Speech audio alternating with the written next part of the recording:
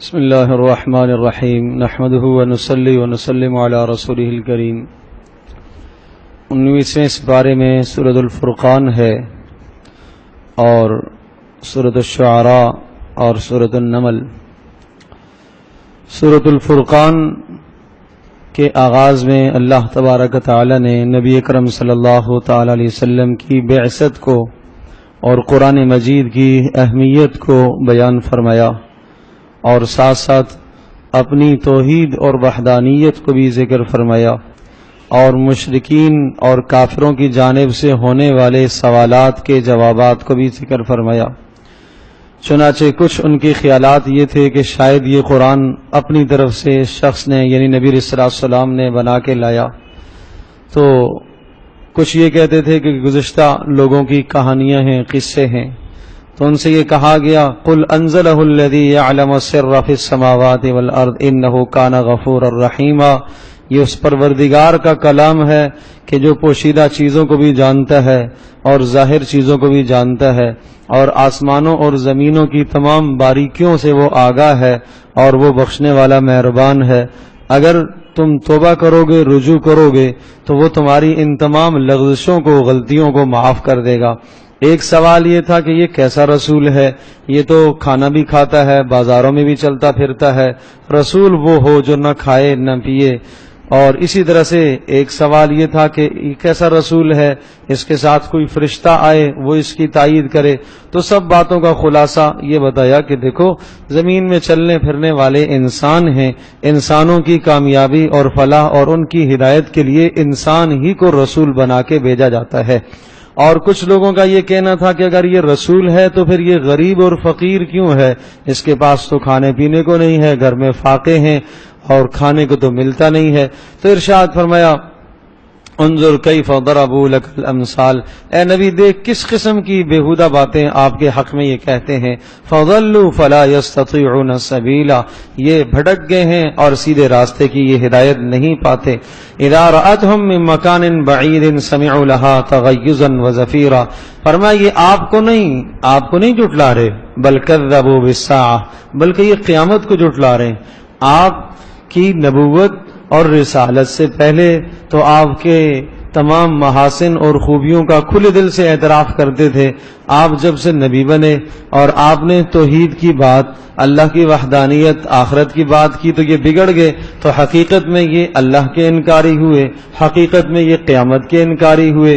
انہیں پتہ چلے گا اذا رأتهم من مکان بعید، جب جہنم کی آگ کو یہ دور سے دیکھیں گے اور چیخ و پکار اس کی سنیں گے، تغیظا وزفیرا، وہ غیظ اور غضب سے، غصے سے پھٹ رہی ہوگی اور چیخ اور پکار اس کی ہوگی۔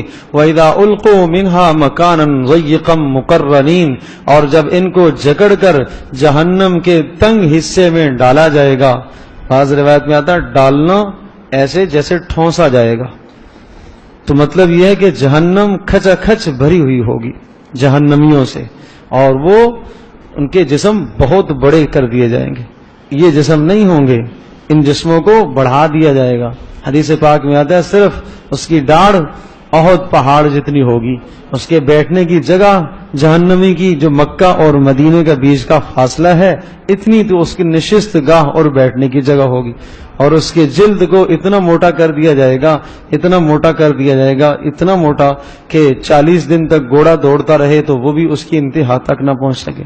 تو اتنے بڑے بڑے جسامت کے کافر نافرمان، ان کی جسامت کو بڑھا دیا جائے گا، اور یہ بڑھانا اس لیے ہوگا تاکہ ان کو عذاب ہو، تاکہ ان کو تنگی ہو، ان کو شدت ہو، اور اوپر سے پھر پتھر ڈالے جائیں گے، پتھروں کو بھڑکایا جائے گا، ایسے پتھر جو آگ کو کھینچنے والے ہیں، وہ ایندھن ہوگا اس جہنم کو کے بھڑکانے کا۔ اللہ پاک ہم سب کی حفاظت فرمائے۔ تو جب ان کو ڈالا جائے گا دعوا ہنالک ثبورا، تو وہاں وہ موت موت موت پکاریں گے، اللہ کی طرف سے فیصلہ آئے گا لا تدعوا اليوم ثبورا واحدا وادعوا ثبورا كثيرا، آج ایک موت نہیں کئی موتوں کو پکارو، اب موت نہیں آئے گی، ایک موت نہیں سینکڑوں موت پکارو، آج موت نہیں آئے گی، یہ موت نہیں آئے گی، موت کے فیصلے ختم ہو گئے، وہ دنیا ہی میں ختم ہو گئے، موت کو ذبح کر دیا جائے گا، موت کو خود موت آ جائے گی، اب کسی کو موت نہیں ہے۔ اور پھر وقال الذین لا یرجون لقاءنا لولا انزل علینا الملائکۃ او نرى ربنا، پھر وہی اسی قسم کی باتیں نبوت کے بارے میں کہتے ہیں کہ کیوں نہیں ہمارے سامنے فرشتے آ کر اس نبی کی تصدیق کرتے یا ہم خود اپنے پروردگار کو دیکھیں تو پھر ہم ایمان لائیں گے۔ تو کہا وَيَوْمَ تَشَقَّقُ السَّمَاءُ بِالْغَمَامِ وَنُزِّلَ الْمَلَائِكَةُ تَنزِيلًا، یہ اپنے پروردگار کو اس دن دیکھیں گے جس دن آسمان پھٹے گا اور فرشتے قطار در قطار نیچے اتریں گے۔ الملک یومئذ الحق للرحمن، اس دن بادشاہت اس اللہ کی ہوگی۔ وَكَانَ يَوْمًا عَلَى الْكَافِرِينَ عَسِيرًا، اور وہ دن کافروں پر بڑا سخت پریشان کن ہوگا۔ وَيَوْمَ يَعَضُّ الظَّالِمُ عَلَى يَدَيْهِ، اور ظالم اپنی انگلیوں کو منہ میں، ہاتھوں کو منہ میں دے کے چبائے گا اور کیا کہے گا؟ افسوس کرے گا، یا لیتنی اتخذت مع الرسول سبیلا، کاش میں بھی رسول کے پیچھے چل جاتا، کاش کہ میں ہی رسول کی اتباع کر لیتا۔ یا ویلتا لیتنی لم اتخذ فلانا خلیلا، کاش کہ میں فلاں کو دوست نہ بناتا جس نے مجھے ورغلایا، جس نے مجھے گمراہ کیا، جس نے مجھے باطل نظریات، باطل عقائد سکھائے، کاش میں اس کی پیروی نہ کرتا، میں نبی کی پیروی کر لیتا۔ لیکن اب حسرت اور افسوس کسی کام نہ آئے گی۔ رسول اکرم صلی اللہ علیہ وسلم خود اللہ کی عدالت میں دعویٰ دائر فرمائیں گے، وقال الرسول یا ربی، رسول خود کہیں گے اے میرے پروردگار، میری قوم نے قرآن مجید کو چھوڑے رکھا تھا، لہٰذا اے اللہ ان کے خلاف فیصلہ کیجئے۔ تو قرآن کو چھوڑنا، ایمان نہ لانا قرآن کو چھوڑنا ہے، عمل نہ کرنا قرآن کو چھوڑنا ہے، معاملات میں حکم نہ بنانا یہ بھی قرآن مجید کو چھوڑنا ہے، معنی نہ سیکھنا یہ بھی قرآن کو چھوڑنا ہے، اور امراض قلبی میں شفا حاصل نہ کرنا یہ بھی قرآن مجید کو چھوڑنا ہے۔ تو یہ تمام صورتیں چھوڑنے کی ہے۔ ہم سب اپنی زندگی کا جائزہ لے کے کہیں ہم نے ایسا تو نہیں کیا ہوا ہے؟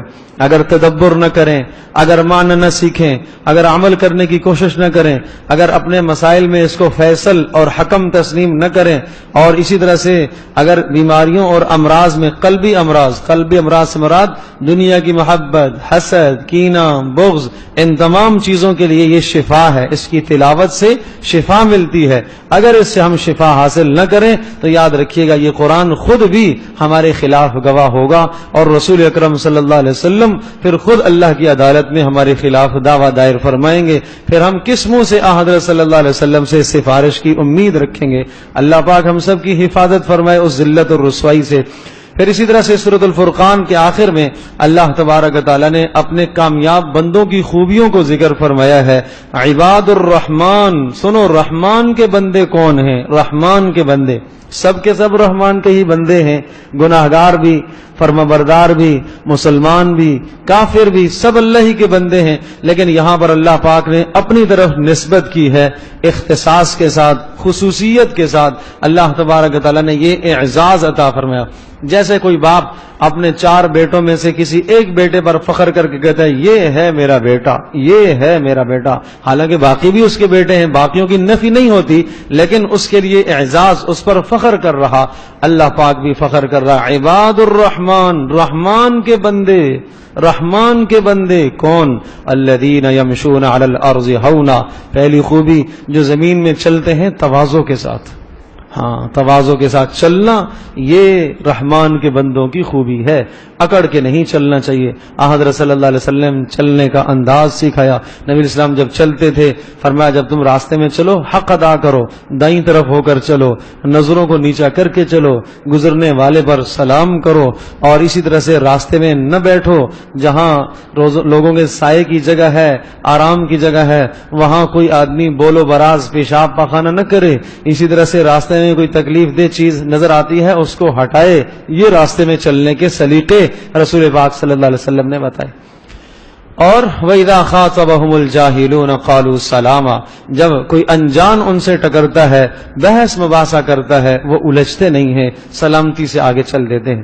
وَالَّذِينَ يَبِيتُونَ لِرَبِّهِمْ سُجَّدًا وَقِيَامًا، ان کی راتیں قیام میں اور سجدے میں گزرتی ہیں۔ وَالَّذِينَ يَقُولُونَ رَبَّنَا اصْرِفْ عَنَّا عَذَابَ جَهَنَّمَ، وہ جہنم کے عذاب سے اللہ پاک کی پناہ اور حفاظت مانگتے ہیں، اس لیے کہ جہنم کا عذاب بہت سخت ہے اور بہت بدترین ٹھکانہ ہے۔ والذین اذا انفقوا، کون ہے رحمان کے بندے؟ وہ جب خرچ کرتے ہیں لم یسرفوا، اسراف نہیں کرتے، ولم یقتروا، اور بخل بھی نہیں کرتے بلکہ اعتدال سے خرچ کرتے ہیں۔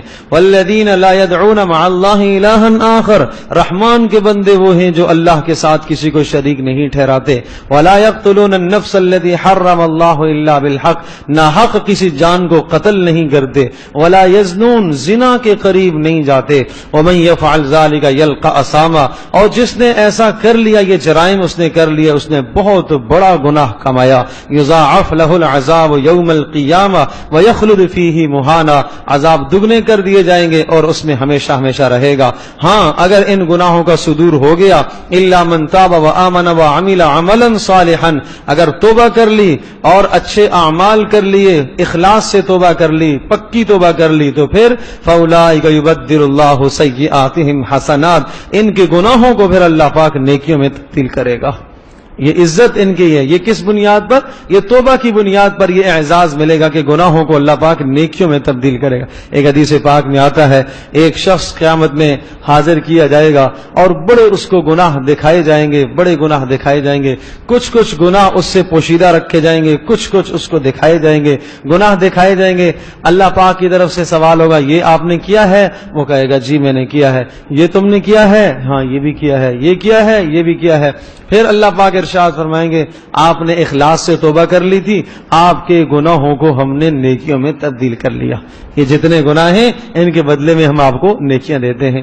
پھر وہ بندہ کہے گا وہ جو چھپے ہوئے گناہ وہ سامنے نہیں ہوں گے، وہ اللہ کو کہے گا یا اللہ وہ بھی میں نے کیا تھا، ایک اور بھی گناہ میں نے کیا تھا، ایک اور بھی گناہ میں نے کیا۔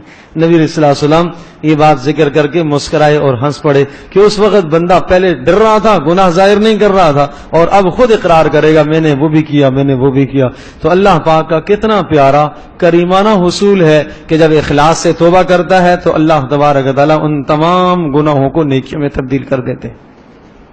دنیا دار الامتحان ہے بھائی، امتحان کی جگہ ہے۔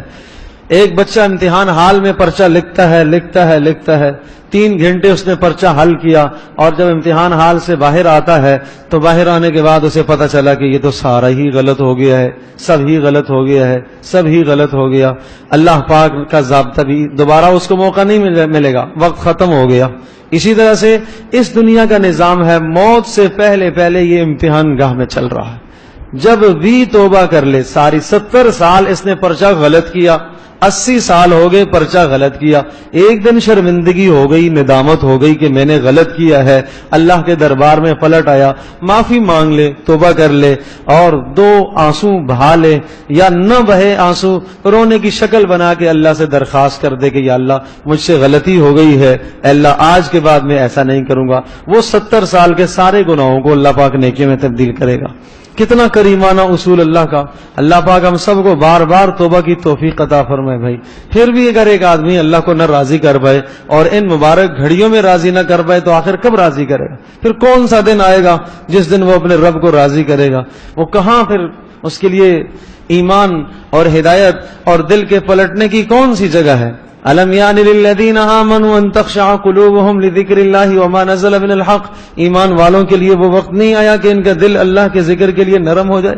اتنا قرآن سنا پڑھا، دل کو نرم کرو، اپنے دل کو نرم رکھو اور سنو۔ رسول اکرم صلی اللہ تعالی علیہ وسلم کی جو بعثت کے مقاصد تھے ان میں سب سے پہلا مقصد نبی کا کیا تھا؟ یتلو علیہم آیاتہ، نبی قرآن پڑھ کے سنائے گا، قرآن سنائے گا، بار بار قرآن سنائے گا۔ قرآن سے دل نرم ہوتا ہے۔ جیسے گھر میں برتن جب خراب ہو جاتے ہیں، بہت زیادہ تری اور گندگی لگی ہوئی ہوتی ہے تو گھر میں مائیں بہنیں کیسے دھوتی ہیں؟ پانی گرم کرتی ہیں اور ابالتی ہیں، پھر اس کے بعد وہ گرم پانی کر کے وہ پانی جب گرم ڈالا جاتا ہے تو کیسے میل اتر جاتی ہے۔ اسی طرح سے قرآن کی تلاوت، قرآن کا سننا اور قرآن کا پڑھنا یہ دل کو نرم کرتا ہے۔ اب آپ یوں سمجھو دل نرم ہے، اب چوٹ مارو اس پر تھوڑی سی، خواہشات کو چھوڑ دو، چوٹ پڑے گی اس پر، دل کی اصلاح ہو جائے گی۔ جس طرح سے لوہے کو گرم کر کے پھر اس کو ضرب لگائی جاتی ہے، مارا جاتا ہے، پھر جس طرف موڑو اس کو مڑ جاتا ہے. تو یہ رمضان المبارک کا مہینہ اللہ پاک نے یہ کورس ہمیں عطا فرمایا ہے. یہ کورس ہے کہ سال میں آپ سارے کے سارے ہم سب بشمول کہنے والے کہ ہم سب بیمار ہیں، روحانی بیمار ہیں. دنیا کی امراض، دنیا کی محبتیں، اور اسی طرح سے بغض، کینے، حسد، اللہ کی محبت کی کمی، نبی صلی اللہ علیہ وسلم کی محبت کی کمی، آخرت کا شوق ختم، جنت کا شوق ختم، جہنم کا خوف کم ہو گیا. یہ سب امراض پیدا ہو گئی ہیں دل میں. اب ان امراض سے خلاصی کے لیے رمضان المبارک کا مہینہ ہے. دن کو روزے رکھو، رات کو قرآن سے ربط رکھو. دن کو روزے رکھ کر قرآن مجید کی تلاوت کرو، گناہوں سے اپنے آپ کو بچاؤ. پھر دیکھو کس طرح سے دل بدلتا ہے. نسخہ ہزاروں سال سے یہی چلا آ رہا ہے کہ ہاں دل کے بنانے کا، دل کے سنوارنے کا یہ نسخہ ہے. یہ نسخہ ہے کہ روزے کے ذریعے سے، قرآن کے ذریعے سے اپنے دلوں کو بدلو. تو اللہ پاک ہم سب کو بدلنے کی توفیق عطا فرمائے. والذین لا یشہدون الزور، اور کون ہیں وہ بندے، عباد الرحمن، رحمان کے بندے کون ہیں جو جھوٹی گواہیاں نہیں دیتے. جھوٹی گواہیاں نہیں دیتے. جھوٹی گواہی دینا بدترین جرم ہے، بڑا جرم ہے. آپ علیہ السلام ایک بار تشریف فرما تھے، ٹیک لگائے بیٹھے ہوئے تھے. آپ نے فرمایا الا اخبرکم باکبر الکبائر، تمہیں بڑے بڑے گناہ میں بتاؤں؟ صحابہ نے کہا جی اللہ کے رسول، ارشاد فرمائیے. تو رسول پاک صلی اللہ علیہ وسلم ٹیک لگائے تشریف فرما تھے. آپ نے فرمایا الاشراک باللہ، اللہ کے ساتھ شریک ٹھہرانا بڑا گناہ ہے. دوسرا ترک الصلاۃ متعمدن، جان بوجھ کر نماز کا ترک کرنا بڑا گناہ ہے. تیسرا وعقوق الوالدین، ماں باپ کی نافرمانی کرنا بڑا گناہ ہے. وقتل النفس، اور نفس کو، جان کو مارنا ناحق، یہ بڑا گناہ ہے.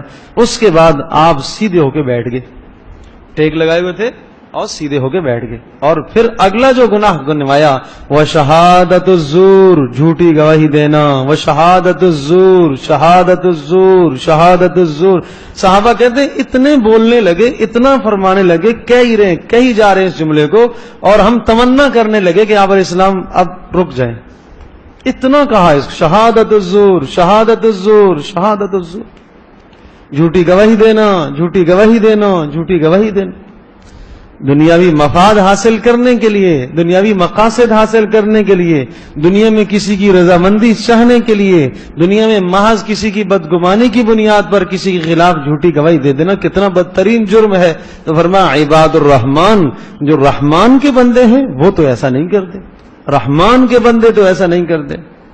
اور وَإِذَا مَرُّوا بِاللَّغْوِ مَرُّوا كِرَامًا، اور جب کسی بےہودہ مجلس سے گزرتے ہیں جہاں کسی کی عزت اچھالی جا رہی ہے، جہاں کسی کی غیبت ہو رہی ہے، جہاں اللہ اور اس کے رسول کی نافرمانی ہو رہی ہے، جب ایسی مجلس سے گزرتے ہیں تو شرافت سے گزر جاتے ہیں، اس میں حصہ نہیں لیتے. ہاں دلچسپی کے لیے بیٹھتے نہیں ہیں، سنے تو صحیح کیا بات ہو رہی ہے، نہیں، وہ شرافت سے گزر جاتے ہیں، وہ شرافت سے گزر جاتے ہیں. وَإِذَا ذُكِّرُوا بِآيَاتِ رَبِّهِمْ، اور رحمان کے بندے وہ ہیں اِذَا ذُكِّرُوا بِآيَاتِ رَبِّهِمْ، جب ان کو اللہ کے احکام سنائے جاتے ہیں اور اللہ کی قدرت کی نشانیاں انہیں بتائی جاتی ہیں، اللہ کی آیات پڑھ کے سنائی جاتی ہیں، لَمْ يَخِرُّوا عَلَيْهَا صُمًّا وَعُمْيَانًا، اندھے اور گونگے اور بہرے نہیں ہو جاتے بلکہ غور و فکر کرتے. تو اللہ کی آیات میں غور کرا کرو، احکام میں غور کرو. جتنی باتیں روزانہ درس میں سنتے ہیں ان میں غور کرا کریں کہ ان میں کون کون سی برائیاں جو ذکر کی گئی ہیں یہ ہمارے اندر ہیں تو ہم ان کی اصلاح کریں، اور کون کون سی خوبیاں ہمارے اندر نہیں ہیں ہم پیدا کرنے کی محنت کریں. والذین یقولون ربنا ھب لنا، 13ویں خوبی رحمان کے بندوں کی، 13ویں، یہ 13 صفات. 13ویں خوبی یہ ہے کہ وہ دعائیں کرتے ہیں اپنی اولادوں کے لیے اور اپنی بیویوں کے لیے. ازواج کا لفظ بیوی اور شوہر دونوں کے لیے عربی زبان میں بولا جاتا ہے. اگر مرد ہے تو وہ بھی یہی دعا کرے، عورت ہے تو بھی یہی دعا کرے. کیا دعا؟ اے اللہ میری اولادوں کو اور میری بیوی کو، یا بیوی ہے تو وہ یہ کہے کہ یا اللہ میری اولاد کو اور میرے شوہر کو میری آنکھوں کی ٹھنڈک بنا، میری آنکھوں کی ٹھنڈک بنا. امام قرطبی رحمۃ اللہ علیہ نے اس آیت کے ذیل میں لکھا ہے اللہ کا ذکر ہے جو تڑپ کر اپنی اولاد اور بیوی کے لیے دعا کرے گا اللہ پاک ضرور اصلاح فرمائیں گے اللہ کا وعدہ ہے. اور وجعلنا للمتقین اماما، اور رحمان کے بندے یہ کہتے ہیں اے اللہ ہمیں نیک لوگوں کا مقتدا اور پیشوا بنا، ہمیں نیک لوگوں کا مقتدا اور پیشوا بنا. وہ دنیا کی قیادت نہیں چاہتے، وہ دین کی قیادت چاہتے ہیں. وہ یہ چاہتے ہیں کہ اللہ نیک لوگوں کے ساتھ ہمارا حشر ہو اور نیک لوگوں کے ساتھ ہمارا اٹھنا بیٹھنا ہو. اور ان سب خوبیوں کو ذکر کرنے کے بعد اولئک یجزون الغرفۃ بما صبروا، فرما ان کو جنت کے بڑے بالا خانے دیے جائیں گے بسبب ان کے صبر کے جو دنیا میں انہوں نے کیا اور یہ خوبیاں اختیار کی. وَيُلَقَّوْنَ فِيهَا تَحِيَّةً وَسَلَامًا، اور ان کو جنت میں ہر طرف سے سلامتی ہی سلامتی پیش کی جائے گی اور یہ ہمیشہ ہمیشہ جنت میں رہیں گے. اور کیا ہی خوب وہ جنت کا ٹھکانہ ہے. اللہ پاک ہم سب کو نصیب فرمائے. تو یہ رحمان کے بندے ہیں جن کی یہ خوبیاں ہیں. اس کے بعد سورہ شعراء ہے. سورۃ الشعراء کا مضمون حضرات انبیاء علیہ الصلوۃ والسلام کی دعوت ہے کہ اللہ تبارک تعالی نے جن جن نبیوں کو اپنی اپنی قوموں کی طرف بھیجا ہے انہوں نے کس طرح سے اپنی قوموں کو اللہ کی وحدانیت کی طرف دعوت دی. چنانچہ حضرت موسیٰ علیہ السلام کا ذکر ہے اور اسی طرح سے پھر حضرت ابراہیم علیہ السلام کا اور حضرت نوح علیہ السلام کا تذکرہ ہے اور حضرت حود علیہ السلام کا، حضرت صالح علیہ السلام کا، حضرت لوط علیہ السلام کا اور حضرت شعیب علیہ السلام کا. ان تمام کے تذکروں میں ایک بات متفقہ طور پر یہ ہے کہ ہر نبی نے آ کر قوم سے کہا انی لکم رسول امین، میں اللہ کی جانب سے تمہارے لیے رسول ہوں اور میں امانت دار ہوں. کیا معنی امانت دار ہونے کا؟ کہ میں دین کے معاملات میں کوتاہی نہیں کرتا. ہر وہ شخص جو رسول کا نائب ہوتا ہے اور نبی کی محنت کو وہ لے کے چلتا ہے اس کو امانت دار ہونا چاہیے. اور امانت دار ہونے کا مطلب کہ اللہ کے احکام کو وہ لوگوں تک پہنچائے بغیر کسی خوف و خطر کے اور بغیر کسی ملامت کرنے والے کی ملامت کی پرواہ کیے بغیر وہ اللہ کی بات کو دوسروں تک پہنچائے. فاتقوا اللہ واطیعون، ہر رسول نے آ کر یہی کہا اللہ سے ڈرو، میری اطاعت کرو. وما اسألکم علیہ من اجر، اور دیکھو میں تم سے کسی اجر کا مطالبہ نہیں کرتا ہوں کہ میں تم سے کوئی اپنی مدح اور تعریف چاہوں یا کسی اور قسم کے اجر کا مطالبہ کروں. نہیں، ان اجری الا علی رب العالمین، میرا اجر تو اس اللہ کے پاس ہے جو سارے جہانوں کا پالنے والا ہے. تو ہر نبی کی دعوت کا سب سے پہلا جز تو یہی تھا. اور اس کے بعد جو قوموں کے اندر خرابیاں تھیں ان خرابیوں سے قوموں کو روکا اور ان اللہ کی وحدانیت اور صفات کی طرف لانے کی انبیاء علیہ السلام نے کوشش کی. تو ہر قوم کے تذکرے اور ساتھ ساتھ ان قوموں کی تباہیوں کے بیان بھی ہیں کہ جب انہوں نے نہ مانا تو اللہ تبارک تعالی نے ان کو ہلاک کیا. اور پھر اس سورہ مبارکہ کے آخر میں حضرت صلی اللہ علیہ وسلم کو تسلی دی جا رہی وَاخْفِضْ جَنَاحَكَ وَأَنذِرْ عَشِيرَتَكَ الْأَقْرَبِينَ، آپ اپنے قرابت داروں کو سب سے پہلے ڈرائیے. آپ دعوت کا، آپ دین کا، آپ اللہ کی وحدانیت سنانے کا، اللہ کا پیغام سنانے کا آغاز اپنے گھر سے کرے. چنانچہ اس آیت کے نازل ہونے کے بعد حضرت صلی اللہ علیہ وسلم کی زندگی ہی بدل گئی. آپ علیہ السلام رات کو کبھی اٹھ جاتے اور کہتے یا آل محمد، اے محمد کے گھر والو، انقذوا انفسکم من النار، اپنے آپ کو جہنم سے بچاؤ. یا فاطمہ انقذی نفسکی من النار، اے فاطمہ اپنے آپ کو جہنم کی آگ سے بچاؤ. تو اس طرح سے اس آیت کے بعد آپ علیہ السلام کی رات کی زندگی ایسی ہو گئی کہ رات کو آپ علیہ السلام اپنے گھر والوں کو اٹھاتے تھے. اور وانذر عشیرتک الاقربین، آپ نے سب خاندان والوں کو جمع کیا صفا پر اور حضرت علی کو کہا بلاؤ سب کو. سارے آئے، سارے جمع ہوئے اور آپ علیہ السلام نے پھر ارشاد فرمایا تمہارا کیا خیال ہے؟ میں نے طویل زمانہ تمہارے درمیان میں گزارا ہے، تم لوگوں نے مجھے کیسا پایا؟ کہا جربناک مرارا و تکرارا ما وجدناک الا صادقا و امینا، ہم نے آپ کو بارہا آزمایا، آپ کو سچا پایا، امانتدار پایا. تو آپ علیہ السلام پہاڑی کے اوپر کھڑے تھے، صفا پہاڑی کے اوپر، سامنے سارا مجمع بیٹھا ہوا. آپ علیہ السلام نے ارشاد فرمایا اگر میں تم سے یہ کہوں کہ پیچھے ایک لشکر آ رہا، اس لیے کہ پیچھے کا حصہ مجھے تو نظر آ رہا ہے کہ پہاڑ کے پیچھے کیا، اگر میں پیچھے پلٹ کے دیکھتا ہوں تو مجھے تو دکھ رہا، تمہیں تو نظر نہیں آ رہا، سامنے پہاڑ حائل ہے. اگر میں تم سے یہ کہتا ہوں کہ پیچھے سے ایک لشکر آ رہا ہے جو تمہارے اوپر حملہ آور ہونے والا، تو تم میری بات کی تصدیق کرو گے؟ سب نے کہا جی کیوں نہیں کریں گے، بارہا ہم نے آپ کو آزمایا، آپ نے سچ ہی بولا۔ تو آپ علیہ السلام نے ارشاد فرمایا پھر دیکھو میں تمہیں یہ کہتا ہوں کہو لا الہ الا اللہ تفلحو، تو تم کامیاب ہو جاؤ گے، اللہ کے سوا کوئی عبادت کے لائق نہیں، یہ عقیدہ اور نظریہ رکھو تو تم کامیاب ہو جاؤ گے۔ تمہارا حاجت روا، مشکل کشا، پریشانیوں کو دور کرنے والا، مصیبتوں کو دور کرنے والا، اولادیں دینے والا، بارشیں برسانے والا ایک ہی اللہ ہے، ایک ہی اللہ ہے۔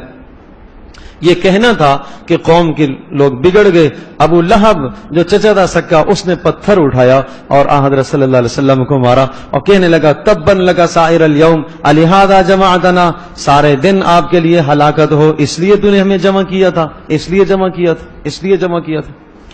تو یہ جو آپ علیہ السلام نے جملہ فرمایا نا کہ میں اگر تمہیں کہوں کہ پیچھے سے لشکر آ رہا ہے تو تم میری تصدیق کرو گے، تو یہ آپ علیہ السلام نے ایک بہت حکمت والی بات سمجھائی۔ یہ سمجھا رہے تھے کہ جس طرح سے اس پہاڑ کے پیچھے کی کیفیت تمہیں نظر نہیں آ رہی، مجھے نظر آ رہی، اسی طرح سے اس زندگی کے بعد کی ایک زندگی آخرت کی آنے والی ہے، اس کی حقیقت مجھے نظر آ رہی ہے، تمہیں نظر نہیں آ رہی ہے، وہ میں تمہیں سمجھانا چاہ رہا ہوں۔ اگر یہاں تم میری بات تصدیق کرتے ہو تو وہاں پر بھی میری بات کی تصدیق کرو۔